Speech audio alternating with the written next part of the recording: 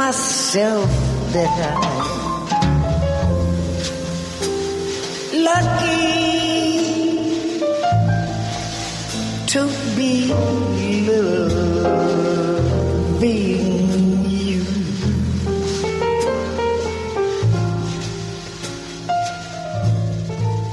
So.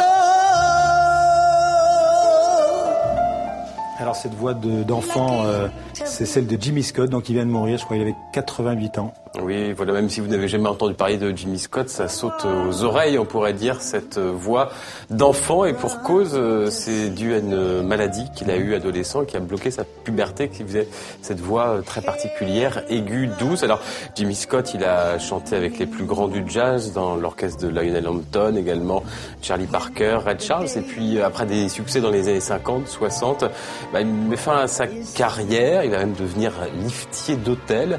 Et puis, c'est en chantant aux funérailles de l'un de ses amis, un producteur américain, qui va être à nouveau entendu, repéré, et il va faire une belle fin de carrière. Il a même marqué des chanteurs pop jusqu'à Madonna, qui dit de lui que c'est la seule voix qui lui fait monter les larmes aux yeux. Voilà, c'était Jimmy Scott. Alors, on va passer à une autre musique américaine très différente, la comédie musicale de King and I. Et c'est en ce moment, c'est pas à Broadway, c'est à Paris. C'est à Paris, sur les rives de la Seine, au théâtre du Châtelet. Alors, The King and I, pour ceux qui nous regardent aux États-Unis et qui sont américains, ils connaissent parce que c'est une des plus connues des comédies musicales américaines. Elle date de 1951. C'est l'œuvre du duo Rodgers chez Hammerstein, qui a fait également The Sound of Music, la mélodie du bonheur. D'ailleurs, l'histoire est assez proche, une histoire racontée en 3 secondes, d'une institutrice qui arrive dans le royaume du roi de Siam pour éduquer ses enfants, et puis en fait, elle va tomber amoureuse du roi, et le roi va tomber amoureux d'elle. Enfin bref, c'est une comédie musicale. Belle comédie musicale. En France, en revanche, pas grand monde connaît. C'était la première hier soir, la toute première, si on compte bien, plus de 60 ans après la création, avec dans les rôles principaux une chanteuse lyrique américaine, Susan Graham, et puis un acteur français très connu, tiens, devinez, regardez.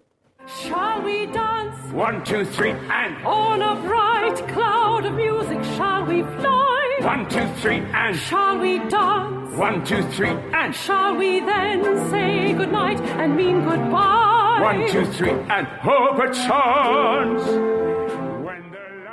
Alors, oui, j'ai reconnu, c'est vous le saviez, Wilson Lambert. C'est Lambert Wilson avec ses cheveux blancs, acteur de théâtre et de cinéma, avec un éventail très large, de Matrix jusqu'à des hommes et des dieux. C'est pas sa première incursion dans la comédie musicale, il était plusieurs fois au théâtre du Châtelet, il sait tout faire, artiste complet, il danse, il chante, il joue et il est bilingue puisque c'est en anglais, vous savez, c'est comme à l'opéra, il y a des surtitres et on chante en anglais, alors que parfois on traduit dans la langue du pays. Lambert Wilson, lui, il est à fond pour la version originale. Écoutez.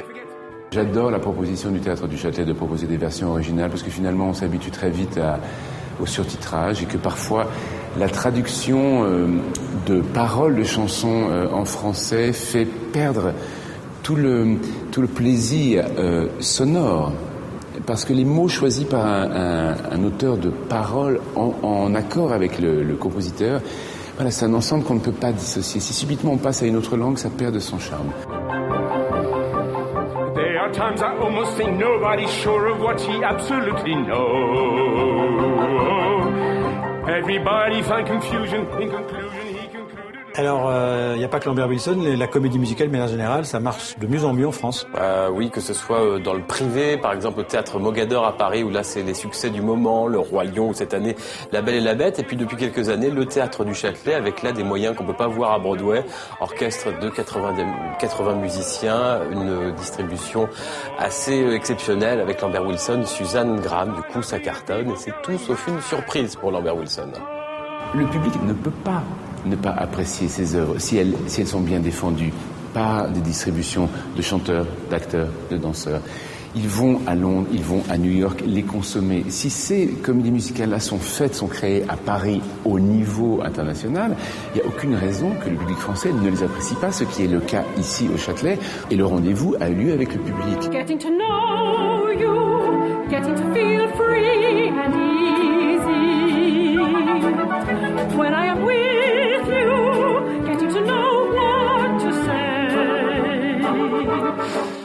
Donc de King and I, Jusqu'à fin juin, au Théâtre du Châtelet à Paris. Il y a des places, hein, donc si vous êtes à Paris, si vous passez à Paris en vacances, allez-y.